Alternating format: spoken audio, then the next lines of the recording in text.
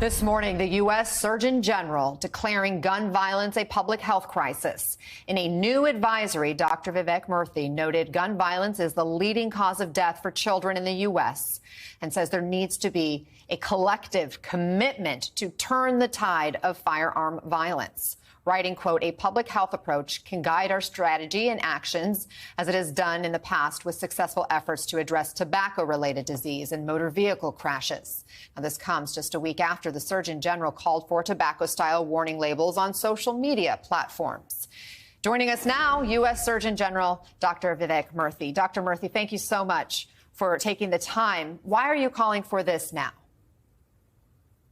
Gun violence has become a public health crisis in America, and it's one that's having far-reaching consequences for millions of Americans. The highest price that we pay for gun violence are the lives that we lose, nearly 50,000 a year.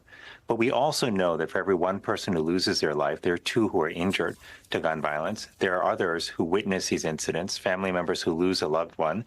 There are millions of others who listen and hear about gun violence each and every day. That has led to a collective trauma in our country where now 6 out of 10 people are worried about losing a loved one to gun violence. More than half of our kids are worried about a shooting in school. But perhaps most importantly, and this is really important to me as a parent, gun violence has now become the leading cause of death among children and teens. That was not true a decade ago. It was not true 2 decades ago. It is true today. So gun violence has become a kids issue. It has become a source of trauma to the bodies and minds of millions of Americans. But it is a public health issue that merits a public health approach. And we've taken public health approaches to challenges like tobacco, car accident-related deaths over the years. And we've been able to reduce the toll of those public health challenges. We can do the same thing here with gun violence, and it's urgent that we do so. Let me reiterate what you said, because as a parent, this really, really does hit home for me as well. Gun violence kills more children every year now than any other cause, surpassing car accidents. And you write in your advisory that the amount of young people dying from firearms in the U.S. is more than 5 times higher than in Canada, about 18 times the rate in Sweden, and more than 22 times higher than in Australia. I mean, that is just mind-blowing. Why is that? And what will change with this advisory? What is actually actionable? Well, the good news is that there is a lot we can do to address gun violence. And I know that many people look at this issue and they see that it's been polarized, that it's been politicized, and they worry that this is an intractable issue in America. But one of my goals here is to take this issue out of the realm of politics and put it into the realm of public health, which is where it belongs. And what history has also told us is that even though this is a complex and complicated issue, we can do hard things as a country. In 1964, when the Surgeon General issued a Surgeon General's report on tobacco for the first time, many people at that time said, you know what, this is just part of the fabric of America, smoking. Kids smoke, adults smoke, doctors smoked at that time, nearly half the country smoked.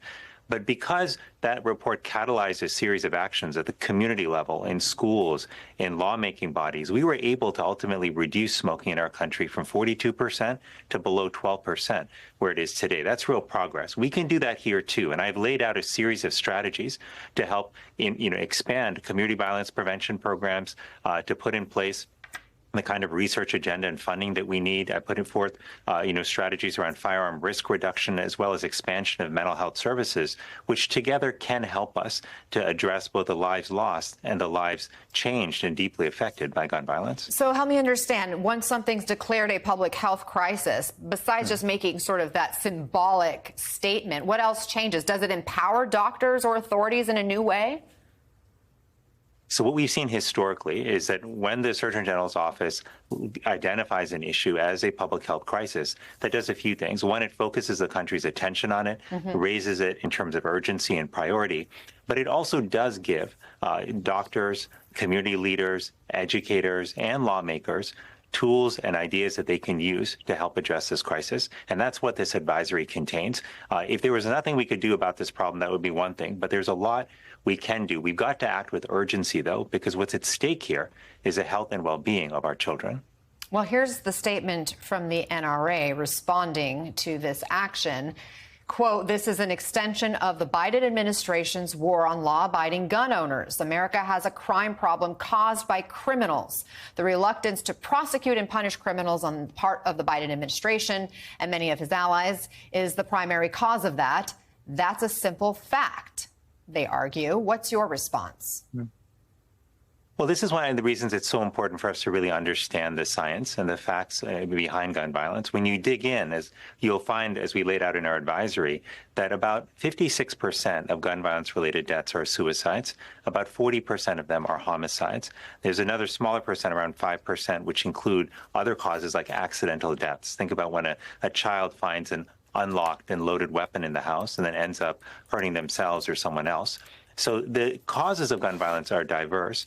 And that's why there's not one simple solution to gun violence. We've got to be able to take multiple steps at the same time. This is true with making cars safer, with addressing tobacco-related disease. There wasn't one magic solution. We had to do multiple things at the same time. Hey there, MSNBC fans. I'm Luke Russert, and be sure to join me, Rachel Maddow, Jen Psaki, Lawrence O'Donnell, Steve Kornacki, Joy Reid, and many more September 7th in Brooklyn, MSNBC Live Democracy 2024. Click on the link for ticket information.